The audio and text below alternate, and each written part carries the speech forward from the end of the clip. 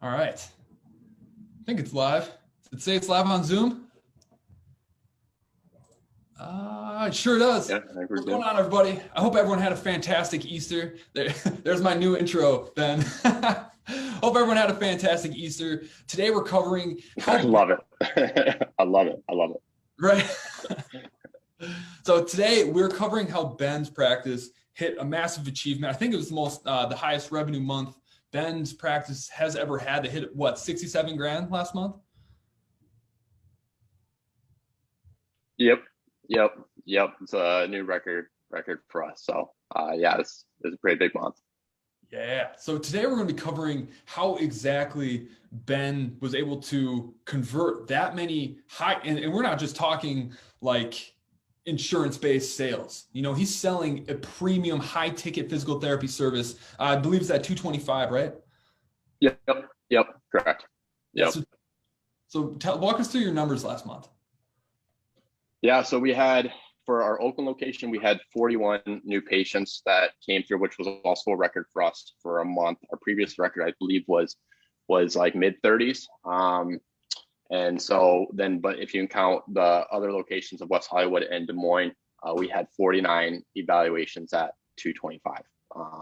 And over 90% of them, we were looking at the numbers there too, over 90% of them converted into a plan of care as well. So it's not like they're just coming in one and done. These are also coming in for and completing plans of care as well. So that's a big kicker, and that's a big reason why, you can have all these evaluations coming in, but what's important is what do they end up doing after the evaluation? Do they drop off? Are they doing a one-off? It doesn't really, to be honest, I'd rather just not have that patient come in. If they're just going to do that one-off, I'd rather, obviously convert them into a full plan of care and all that too. Otherwise, it's just a waste of time for not only our clinic and our PTs, but we could have slid somebody else in there that was going to do a full plan of care. So that's part of the sales process, as well as making sure that they're super warm. They're super warm when they come in and are going to convert and do a plan of care and make it easy on the PTs as well. So, dude, that is absolutely insane. Did you say 90% of them are converting in plans? 90%. Yep. Follow visits. Yep. That is absolutely insane. We had our highest month too with regards to conversions. I think we are like 93 and a half. Usually we hover right around 90%. But that last month was not only, because that's sometimes the thing that you run into too, is you get more evaluations, but they're not as high quality leads and whatnot too. But this wasn't the case here. They actually were really solid leads and converting at an even higher rate. And then you compound that with more, the highest number of new evals. It translates into, the highest revenue generation as a month too. So huge.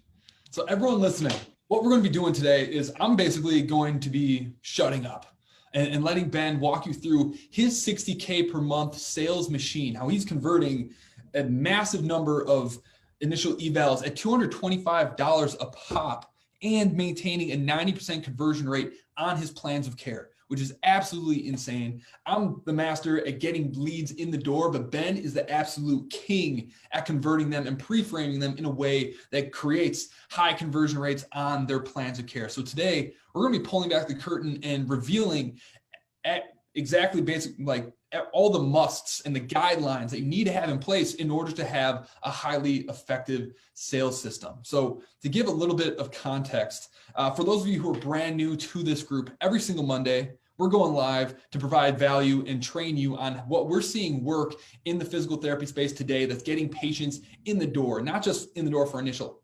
evals, but actually converting on plans of care. And so what Ben has been doing is absolutely insane. So he's going to basically walk you through his system, how all this stuff works, and how you can start implementing this tomorrow to start getting a higher conversion rate. Because honestly, a lot of the people who come to us, they are in need of more leads. They need more people contacting their business, not really realizing that the other solution to their problem is increasing their conversion rates on their sales. Now, in a perfect world, you're going to do both. But a lot of you, the problem that is in your business isn't a lack of leads.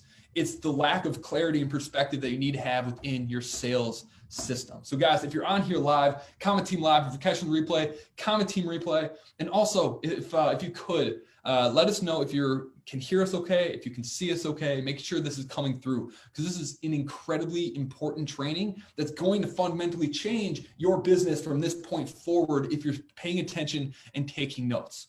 I'm going to help everyone out by putting notes in the comments for all of you. But if you have any questions as we're going through this process, please throw them out. Make the best use of Ben and my time here to get your questions answered, so you can start winning big with all of this stuff. So Ben, you want to provide us a little bit of context into kind of your practice, just for the people who don't know who you are? Yeah, for sure. So we have 3 locations. Our primary location is in Oakland, California. There is 2 full-time PTs there, and we just hired on our 3rd as well last week. And we also have a location in West Hollywood, and then I am back here in Des Moines, Iowa, working on building up this 3rd location as well. So little plug here, if you know any PTs in the Des Moines area that are looking for a position, I got one for them. So yeah, so that's where we're it's been in business for about 2.5 years now. It'll be 3 years. Well, yes, November 2021, it'll be 3 years. So yeah, so it's kind of where we're at. We are generating right around, with regards to patients per week, we're right around 80, 85, somewhere around there a week. So we're working on building that 3rd PT's caseload and getting them full-time as well. So hopefully that's kind of a good gist of where we're at. Anything else or any other prompts there, Jordan, that you want me to touch on or anything? Yeah. But also, most importantly, you're also the sales and systems coach for Team Clinical Marketer. So if you guys don't know this, Ben is one of the most valuable elements of our entire coaching program. He basically helps all of our partners maximize the leads that are coming into their business, because Facebook ads are a very tiny part of what makes advertising successful. Okay, Facebook ads by themselves aren't going to blow up your business, but if you have the right systems behind them, it can absolutely scale your practice to the freaking moon. So Ben is our scale specialist on this team. So can't forget that part. Exactly. Put that on your business. Yeah, right. Yeah. I mean, but like what Jordan said, like the big thing is like, yeah, you can get all these Facebook leads, but if you don't know how to handle them correctly, it's gonna make it less profitable, right? So we don't want just patients coming in for the voucher. We want them to commit into full plans of care. And a big part about getting people to commit into full plans of care starts right on that first initial phone call as well. So that's the big piece there and what my role is. So, but yeah, I guess we'll kind of dive into it. So today I kind of want to talk about, like, a lot of people get really hung up. Like I get questions all the time, like, what's your phone script? Can you send me a copy of that? I want to take a look at it. And they think that just by using the phone script itself and me sending it over to them is gonna solve all their problems. Yes, it will help, but if you don't understand and do the little things correctly and truly understand the basics and the background and the framework of the phone script, it's not going to be as effective, right? So what I want to do today is go over like the guidelines and the musts that have to happen even before you even think about like finding your phone script and all that too, and utilizing a phone script. There's a lot of things that people look over, and I want to kind of help you guys with that. A lot of the things that people look over or overlook. So big thing is, one guideline, especially if you're starting out and you're like nervous with these calls, you're hesitant and you're just not fully confident in yourself. One way to make sure that you're learning as much as you can from each call is record the call. Okay. So if you can find a phone system, we use Ring Central, which is great. It allows us to record the calls. You can also use Go High Level. A lot of people within the group use that. That allows you to record the call. And then what I encourage you to do is, once you get off the call, go back and listen now. All right, you're going to sound a lot different than what you think that you're going to realize that you said things that you didn't realize that you said, or you came across a different way than you thought you were. And it's going to help you correct that. Okay, so record the call.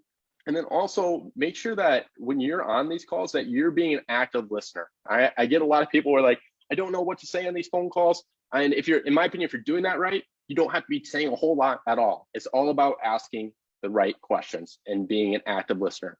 Okay. They should be doing a large majority of the talking. Okay. The more that you can get them talking, the more comfortable they feel with you. Right. And the more excited they are about getting started and And because the big thing is, if they go to other medical professionals, or if they call another physical therapy practice, what they ask is, what's your name, date of birth, insurance, and when do you want to get scheduled? With these phone calls, you should be spending about 10 to 15 minutes really getting at least 10 to 15 minutes, really getting to know them. All right. And when you show that people just want to be, at the end of the day, people just want to be listened to. People want to be heard. And the fact that you take 10 to 15 minutes listening to them when nobody else has, it makes you so you're not a commodity too. All right. And it gains immense trust. And people will only do business with people that they know and trust. Okay. If they don't trust you and believe in you, they're not going to move forward. Okay. So one way to gain trust is through active listening. Okay. Record the call and reflect on it.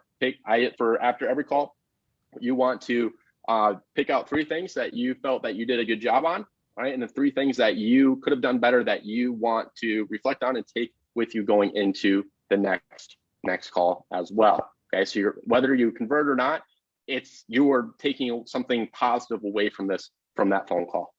Okay. So you're going to be more prepared for future ones. All right. Next thing is take notes. All right. Again, people want to feel heard. Okay. Sorry, Jordan. Did you have a question? Add something to that? For sure. What I think is so freaking genius about the way that you conduct sales, and what I think some people who are really paying attention to what you just said might have picked this out, but I want to really drive this home for people. Like, I've had people complain saying, like, there's no way I can spend that long on a call with a patient. Like, there's no way. And the issue with that is the practices that struggle or won't allow themselves to be on a phone that long, you're focused on basically, you're probably much more experienced at taking referrals from people. You're being an order taker versus an actual salesperson. And so on these calls, it's not about just like, just get them on the schedule. It's so much more about consulting this person and not trying to sell them. And I think a lot of people will have a much easier time actually doing these sales if you stop looking at it as sales, but as a consultation. Actually take the time to listen to that person, hear their entire story, and then prescribe a solution to that problem. Don't tell them that they need to come in and see you, but recommend that, if you want this to get solved, I just helped Mary Beth do this exact same problem a couple of weeks ago, and I know that can do the same for you. So what do you think you should do? And make it a very consultative thing and hear them out, because that's what's going to make them feel heard. Like you said, it's going to make them trust you because you're not just trying to sell them, but genuinely telling them what you think is in their best interest. And you can't do that in a 5-minute phone call. So I just had to hope I didn't sidetrack you, but I just think that's so important. No, you're good. It is a nice spot. Another thing too is for people that think that they can't afford to do that, you can't afford not to. All right. I mean, if you aren't willing to do that, you're going to lose tons of leads that would otherwise convert into full plans of care. Okay. Full plan of care for us is valued at $23.75. All right. I can't imagine if I just did like 3 to 5 minute phone calls. All right. I'd miss out on so many of those leads. All right. You really truly can't afford not to spend that time. Okay. Or if you physically personally can't, you need to hire it out and train your front desk or somebody else to do it. Then that way you free up your own time and all that too. Okay. So good points there, Jordan, too. And then one thing too that's super important is probably made the biggest change in our conversions is the fact that I started taking notes. All right. So by taking notes, it does a couple different things. All right. It slows you down. All right. It can be very easy to cut people off accidentally, but people, if you're doing the phone call correctly, you're asking questions that take a little bit of time for them to really think and answer. Okay. And so if you ask a question, they give you an answer back, and you interrupt them, like after there's been like a second or two pause, that can decrease the information that they were actually planning on sharing with you. A lot of times I give like a good 3 to 3 second pause after somebody says a sentence, because a lot of times they will continue on after that 3 second pause because they were just trying to gather their thoughts. You're asking questions they haven't thought about and really removing and really revealing their pain points. Okay. So by taking notes, it slows you down. All right. And you will get some people that are like, hey, are you still there? And like, yeah, I'm still here, just taking notes. Right. And that really makes it very powerful for them, knowing that you are taking notes and that you are truly have their best interests at heart and that you're taking this very seriously, right? So if they're like, are you still there? Just mention that you're still taking notes, all right? But a lot of times people will, after that pause, will continue on and reveal even more important information that you need to really dive in and get to their pain points with what they're struggling with, okay? And when you can tell them that at the end of the call that you can help them overcome those pain points and get back to X, Y, and Z, that's how you get that conversion as well. Another thing that we do with the purpose of taking notes is after I get done with asking all the questions I have, I'm like, Mrs. Smith, I think I understand everything. I just want to make sure I got everything correct here and I'm not missing anything. So what I'm understanding is, and I repeat word for word every single thing that they told me on that call. All right, it can take me sometimes a minute or two to read all that off, but when I get done saying that, even if like through that call, I can tell they've been kind of short with me or it's been really hard to get information out of them, you will hear a shift in their tone of their voice in the sense that they're really impressed and that you just gained immense trust and confidence in you from them, okay? So make sure you're taking notes, everything they're saying, and repeat that back to them at the end of the call, okay? Because one thing we do at the beginning of the call is I pre-frame it and let them know like what they can expect from the call. Be like, hey, this is how it's going to work. I'm going to ask a few questions to make sure I understand everything correctly and make sure that we're the right fit for you. Okay, this is super important, especially if people have been burned by other physical therapists in the past.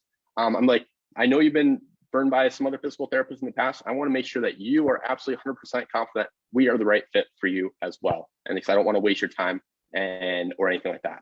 Okay, and I let them know like if we can't help, I'll refer you to somebody else that can. Okay, so that's a big piece is taking notes, and something that a lot of people don't do.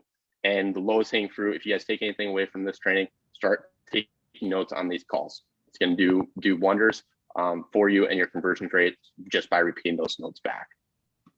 Can I ask a clarifying question? Anything to add on that, Jordan? For sure. And so you just mentioned how you tell them like, you're going to ask them all these questions, and then only if it makes sense, you're going to, invite them to do work with you. Otherwise, you're going to kind of refer them elsewhere. Can you talk a little to where in the call you say that? Is that in the beginning or at the end? Yeah. So at the beginning of the call, I just work on building a rapport. Should be about a minute or two. Just ask like, hey, how was your weekend? What'd you do? Weather, stupid stuff like that, right? Just try to warm them up and build rapport with them. And then after that, I'm like, okay, cool. So just so you can kind of know what to expect from this call, what we're gonna do is the first few minutes, I'm gonna kind of ask a few questions to figure out what's been going on exactly, what your story is, and make sure that I can help you before we get you scheduled, because I don't want to waste your time or anything like that. Will that work for you, Mrs. Smith? Right? And then you can also add like, if for whatever reason it's not a good fit, I'll make sure that you get the help that you're looking for. We've got a lot of resources in the Bay Area that I can point you to in the right direction if we're not the right fit. Sound good, Mrs. Smith? And you're like, yeah. All right. And then this different topic, but that's a micro yes. All right. And anybody that knows about sales is you want to get as many micro yeses before you reveal your sales pitch and your offer. It makes that sell easier. It's stupid. It's just human psychology. Don't ask them why it works. It just does. But there's more that you can get micro yeses, the better. And that's one way to get micro yeses and commitment and agreement and commitment from them. Love it. Thanks for clarifying that, man. For sure. So, so take notes. All right. Another guideline is a lot of people, and I've made this mistake and I lost out on a sell from it. And ever since, I've never made that mistake again. All right. Sometimes you have to learn the hard way. I'm trying to give you guys a bypass from this to learn from my mistakes so you don't lose out on a sell for a plan of care. So remove distractions. All right. So when I'm taking calls, I have my notes pulled up on my phone where I've got my AirPods in and I'm typing, typing what they say. I turn off notifications because what happens is somebody texts me or I get an email or something like that. You see that little blurb at the top and I'll start reading that and it'll distract me from the actual phone call. Okay. So talked about how I lost on a sell on this. So I'll kind of just tell the story about this. So they were going through, they were telling me their story and I got a notification on my phone, popped up the top and I was distracted for like 3-4 seconds tops. All right. And I missed something very important during that time that I was distracted that I didn't realize. And I asked another question, follow-up question, and it was something that they stated during that 3 seconds that I was distracted. And they're like, oh, I just said that. And then you lose a lot of rapport with people. Okay. Again, people want to be listened to. They want to feel like they're being listened to. And if you ask a question that they've already addressed, you can lose a lot of rapport with them. All right. I didn't convert on that phone call. Was it because I was distracted but I could tell after that point, the tone changed in the call. Little things like that make a big difference. So remove distractions so you're not distracted and missing out on important pieces that the prospective patient's trying to tell you. Okay. All right. Hopefully that one's kind of pretty straightforward. Any questions or clarifying questions on that, Jordan, at all? Or anything else you want to add on that? Yeah, I think it's self-explanatory, but people always overlook that. They're like, get it, and they're like, oh, it doesn't really matter that much, but it does. It does. Especially when you're on a lot of sales calls, like you and I are, and you never expect it to happen. All of a sudden, you just get bombarded by like either a group or someone else that has like 1,000 things to say, and it just it does seem disrespectful. Like even on calls where it's like, I'm not even on a call to buy something. Like a recent scenario, I was being interviewed in a coaching program about our client success journey. And during that time, like there's nothing to be sold. I was already sold by this person. But during that time, he was getting a bunch of notifications. And I don't really care. But the part of my brain that actually is like makes decisions and stuff didn't care. But like I was like, screw you, man. Like like give me your full attention. Exactly. So it matters. Yep. Yeah. And another piece that kind of ties into taking notes is I used to take notes on my laptop, but people can hear the clicking and the typing and they get distracted and they lose their train of thought. So don't take notes on your laptop. That's kind of my thing. Make sure you can write it down, you can type it. My handwriting is absolutely terrible. So I stopped handwriting stuff. I used to do that. And I'd start working on repeating it back to patients, and I couldn't read my own damn handwriting. So I was trying to, first of all, my handwriting is terrible, and second of all, I'm trying to like write as fast as they talk, and like there's got to be a better way. So I just started pulling up my notes on my phone and doing it that way. So long story short, don't use your laptop, especially if it's super noisy when you're taking notes. It's going to get them distracted, and they don't know that. They might think that you're typing an email up to somebody else, or something like that. And they don't know that you're actually taking notes. Some people might assume that you are. Some people will assume that you're not, right? And that you're busy doing something else. So I stopped taking notes on my laptop. So those kind of go together. Hopefully that kind of makes sense, guys. There too. When I'm taking notes for you during this call, can you hear them? No, I can't. All right, I've been trying my best to like remember to mute myself, but you've been dropping a lot of fire, so sometimes I'll forget. But no, I don't. Keep me posted. No, you're good. You're good. I don't think I can hear it, but I don't know if anybody wants to put in the chat if you can or not. That would be good too, just for our feedback. So, but yeah, I mean, you like nail on the head too, Jordan. Like earlier, like you think these are little things that don't matter, but they are little things, but they make a huge difference. So people are right; they are little things, but what they fail to realize is that they make a big difference. All right, so make sure you're moving distractions.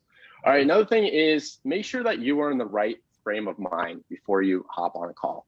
All right. So like, for example, if, I want to make sure that my state of mind is in check. All right. Make sure that I'm not distracted, make sure that I'm not down on something or like, or something like that. I want to make sure that I'm in a frame of mind where I'm confident. You can listen to, music to help you hype you up. Just make sure that you're in the right state of mind and that one thing that you can do is reflect on how many people that you've helped. All right. Especially if you've raised your rates recently and you're still not completely bought in or confident on those rates. Think about everything all the people that you've helped and the difference that you made in people's lives. Another thing too, I think, Jordan, that you've mentioned before is, 50 reasons? Is it 50 reasons why, or the benefits, 50 benefits of if somebody works with you and what they get out of it? I think that's, yep, exactly. So before you hop on a call with somebody, go over those things. Just go briefly over them. All right. You're going to gain immense confidence and you're gonna be like, fuck, I should be charging more. All right. So that can help a lot too. Okay. So that's just make sure in the right frame of mind. Anything to add on that point, Jordan? Definitely. So this is a huge thing that you need to do for yourself. And it seems silly, but we have a checklist that we go through before every single call ever. because we always want to be going into it with the right mindset, because it's when you're in sales, you are trying to appease like the most primal emotional instincts of a person to get them to say yes, because every single person on the other side of that phone is looking for any reason, any red flag to say no to you, even though they want to say yes, they're looking for reasons to say no. And so if you don't go with the right mindset, if you go into it wanting that sale or feeling like you need that sale, the person on the other end can always feel it, always. So going into every call, you need to remember that if this person buys, it helps you for a moment. It might help you for an hour that day and give you that energy boost that you made a sale, but it's going to help that person for the rest of their life. So just remember that phone call is about them and the transformation that they're going to have, not about you. And that way, every single call, whether they buy or not, is a success. I want to share one super quick thing. I'm not going to go too deep into this, but this is what we provide all of our partners in our sales training within our program. This is the pre-state check to make sure that you're in the right state of mind before every single sales call you jump on. Okay. My only job on this call is to help the person make the best decision for them. I'll approach this call with clear intent while remaining free from the outcome. No, if people don't buy, it's okay. Don't let it ruin your day. The next person will. I understand that sales is non-linear, and I will adjust my strategy on this call as needed. Which means if you do have a script, don't be a freaking robot. Talk like a person. Just use it as a guideline. And again, at the end of every single call, in order for the yes to happen, they have to believe that they can succeed and they need your help to do it. Then lastly, if the transaction does occur, it helps you for a minute, but it helps them for a lifetime.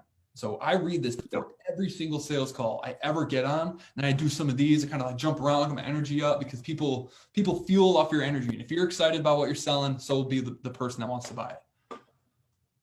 Exactly. And that's a big thing too, is people on the call that are hopping on the call with you, they've got way more to lose than you do. All right. So you need to convey that energy on the call as well. Okay. It's true. Like what if you can't convey and communicate on how you're different, how you can help them, guess what they're going to do? They're going to go to another clinic that accepts insurance, or they do, or, another clinic that's just crap and they're, it's a mill. And what happens is they go to PT for 4 or 6 months, however, and maybe they make 5-10% improvement. Then they go back to their physicians like, yeah, PT didn't work. Now what they're going to do is turn to injections, medications, and surgery, do more expensive MRIs, and God knows what they end up doing, right? And so they've got a lot more to lose on this call than you do. If you make the sale, it might help you financially for a day, get your business through another day. But at the end of the day, the life-changing results that you could have got this prospective patient outweighs that, immensely. Okay, I can't put a number on that. So I think that's I don't know if you agree with this philosophy or not, but I think anyone can definitely know where I'm coming from on this. But I believe that whoever can get a prospect the most excited during that sales call is going to win every single time. That's why I'm like the Energizer Bunny whenever I'm on a call or I'm on video, because I know that energy is almost contagious. So you need to have that high level to get them like excited to buy. People love buying stuff. So try to have that like fun energy, and keep in mind that you are changing this person's life, and it's hard not to be excited about. Yep, for sure. Here's another little thing that people overlook too is, so we get a lot of our leads that come through our website. All right. And sometimes we'll get on a call and we'll leave a voicemail. We'll also send them an email or text follow-up and ask what is a good time to give them a call back. If you have a lead that tells you that you guys have agreed upon 2:00 p.m. on Wednesday, you better be calling the minute that it turns 2:00. Okay. Shouldn't be a minute before, shouldn't be a minute after, should definitely not be 5 to 10 minutes after. Okay. People, when you call on the minute, it gives you legitimacy. Shows that you're responsible, that you're taking it serious. You're not keeping people waiting, right? And that you're just, timely. People want to work with people that are timely, respect their time, other people's time. So make sure that if you've agreed upon a certain time to call somebody, you call the minute on that exact minute, not a minute after, not a minute before, not 5 minutes later, 5 minutes before, anything like that. Call on the exact minute. Okay, it's little things that you don't think makes a big difference, but it does. All right, we call on the minute every single time. If it doesn't happen, it's a problem. Okay, so little things like that make a big difference. Okay, Another thing too is before you go for the sell, make sure that you understand. This is my last big piece here is before you even go for the sell, make sure that you've diagnosed the actual problem, that you've revealed their pain point and what they're really truly struggling with and what their ultimate goals are and what they want to accomplish. All right. And if people give you some bullcrap answers where they're just like, I want to get pain relief, or it's not really impacting me a whole lot, I just don't want to make it get worse, or I don't want it to become worse, you need to be diving deeper into that. You can't go for the sell if somebody's just like, yeah, it's not really impacting me, I just don't want to make it worse, or yeah, I just want pain relief. It's going to be a really hard sell if that's all you can tell them that you can help them overcome. All right. You need to be getting to their why. How is this pain impact them? People will say that's not impacting them, but you need to be following up. Like, for example, they have knee pain. All right. And you know what knee pain is associated with and what people typically have difficulty with. Like, Ms. Smith, how's going up and down stairs? Oh yeah, I guess I do have pain going up and down stairs. I'm kind of avoiding stairs. I'm like, okay, you mentioned that, years ago you loved running. Are you running? You're like, no, I've been avoiding that for a year because of the knee pain. All right. So, and they want, like, if they want to get back to strength training, or they're, damn well if they're having knee pain, the most likely having pain with lunges or, pistol squats or squats or in general. So ask them like, okay, how's squats? Oh, I guess I'm avoiding that. Right. People don't realize how much that they're actually missing out on because of their injury or pain. So you make sure that you're asking the right questions and diving deeper and asking like, hey, tell me a little bit more about that, Mrs. Smith. If they give you a really short answer, like, tell me more. Really get to how's it impact them, and then ask them what their goals are. All right, they just tell me that they want pain relief. I'm like, Ms. Smith, we can definitely do that. That's actually pretty easy. The difficult thing is for most physical therapy is getting long-term results. It sounds like you're pretty active. What would be the first two things that you want to get back to that you're not doing right now? Okay, they're like, oh, well, I guess I'd love to go for a run. Like, okay, why is running so important to you? My way to get stress relief.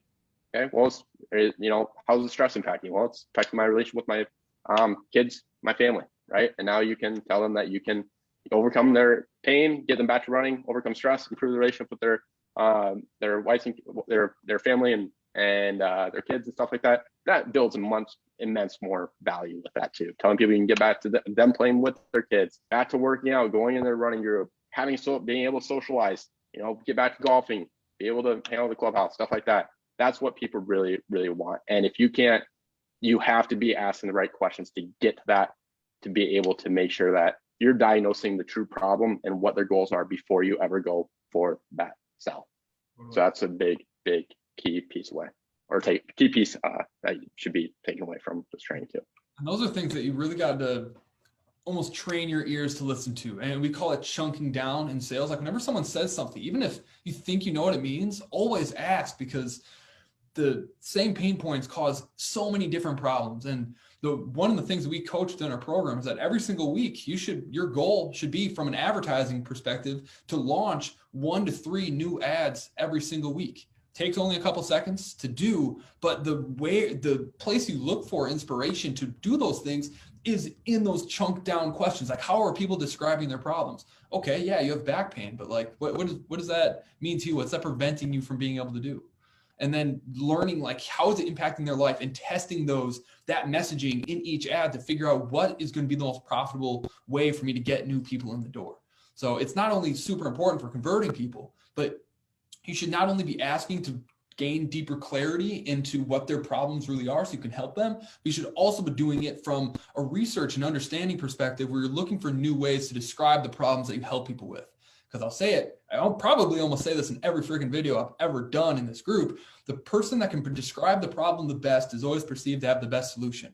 Okay, so you constantly need to be looking for new ways to describe this and going out there and testing it with your ads, because that is how you're going to really win big within your practice. Because as we said in the last training we did last week, it's not the person who spends the most time in their ads manager or launching ads that's going to win.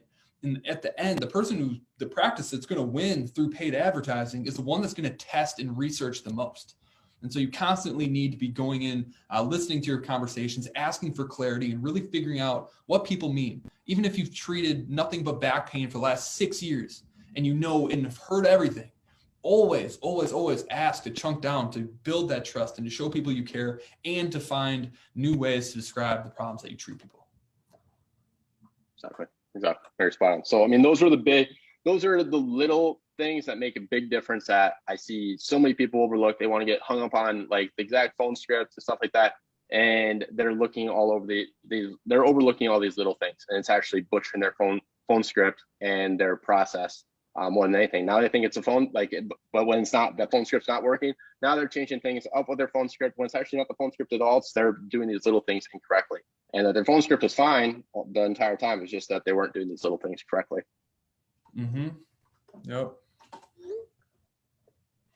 But yeah, I mean, those are the things that I wanted to cover today. I don't know if you have anything to add on, Jordan, or anything else. No, I think for this sort of training, keeping it short and sweet is the most important thing that you can do. So I think it'd be super beneficial. Could you just recap, like, here's what you did do when you first start that call. Here's how you set the tone for it, and then kind of carry that through the core things that everyone needs to do on every sales call. Right. Yes. So big thing is like getting that right frame of mind, that pre-call state check. Okay. Make sure that you're in the right frame of mind, that you have the energy like Jordan talked about. Do whatever you need to do to get amped up and be able to transfer that energy over the phone to that other prospective patient to get them excited about it. All right. Remove distractions. All right. If you can, make sure that you're recording the call. All right. So for learning purposes, so you can also go back and see what you did well, things that you could be improving upon as well. All right. Another thing is take notes during the calls, make them feel heard, active listening. People at the end of the day want to feel heard and listened to. Okay. Again, call the minute that you said that you would. And then before the end of the call, before you ever go for the sell, make sure that you have diagnosed their main pain points, what their main goals are, and communicating that you can get them over that hump of the things that they can't do and back to doing the goals that they say of X, Y, and Z. That's going to put you in a great position to be successful with regards to converting if you do all these little things well. Absolutely. Absolutely. So if you're on this call and sales intimidates you and you hate doing sales and you just want to stick to doing, physical therapy elements of it, you need to realize that, one, sales is not a bad thing. Everyone loves buying things. People hate being sold. And so that's why following Ben's framework is so incredibly important, because it's all about removing yourself from being a salesperson and being someone who's consulting this person on making a life-changing transformation for them. And so, as Ben said, if you're, it's hard for you to sell and you feel weird doing that, do this exercise. Write down 50 ways that your services benefits someone else's life. And now most of you, and this is a really, really important exercise, most of you are going to get to 10, maybe even 15 easily, because that's all you've ever thought about. You've only thought this deep into it. But getting to 20 or 30, you're really going to have to stretch your imagination, really sit down and think. And so getting to 30 is going to be pretty difficult. Getting from 30 to 50, that's where all the growth and the kind of belief shifts happen within your mind. So you're really going to have to sweat. You're going to really have to sweat and sit down and think on how you're going to get to 50. And when you're done with this exercise, I promise you, you're going to realize what you're selling is so much more important and has so much more value than you ever gave it credit for. As a physical therapist, that physical therapy can be a life-changing thing. It could be the difference from enjoying, your life to the fullest and enjoying your retirement years and, being completely independent at 80 years old and having to need support in every single thing that you do. And every single day is a constant mental battle between, do I, sit still and not be in pain, or do I go live a life and be in serious pain all day, or fear that I'm going to fall or something like that? Okay. It's important to do this to realize just how much you are worth, so you can be a little bit more confident when you are on those sales calls, and realize that, you're not taking money from somebody. You're transforming their life, which requires an exchange of value in order for them to be committed. Okay. It's not about you making a ton of money. It's about them having the buy-in to get the transformation you want to give them. I think that's good. Wow. Yep. So if anyone has any questions around sales, if anyone has any questions about what Ben just walked us through and how he scaled that system to over 60 grand a month. And now what's the goal? When do you want to hit 7 figures by? Yeah, by the end of the year. That's the goal. It's by the end of the year. We'll give it a go. We'll re-up that goal. I bet we can do it before fall. So I think, let's step that up and figure out what it's going to take to scale and get us there. So everyone, if you're interested in learning more stuff, comment on this thread and we will be sure to follow up with you with questions. But if you are interested in learning what it'd be like to work with Ben and I on a daily basis for 12 weeks, or to figure out what sales strategy or marketing strategy is going to get you out of the rut that you might be in right now, I want you to comment sales on this video. And we're going to follow up with you to schedule a 15-minute game plan call to figure out where you're at, what your challenges are, what it is you're hoping to accomplish, and basically review the systems you currently have in place to figure out what's the best action plan for you to move forward so you can make Q2 in 2021 your best year ever. So if you're interested in doing that, comment sales. We'll follow up with you to get a call booked.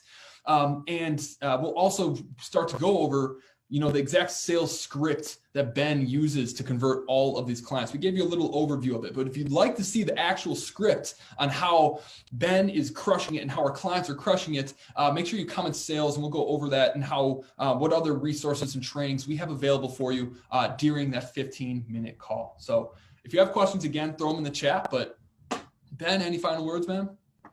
Yeah, one big thing is that with the 12-week program, like we don't just go over like sales strategies or sales calls for Facebook ads. We go over on what sales strategies, sales call, phone script you should be using for all leads. So it's not just going to help you with Facebook leads, it's going to help you with any single lead that contacts you. That alone would pay for the program 10 times over and then some.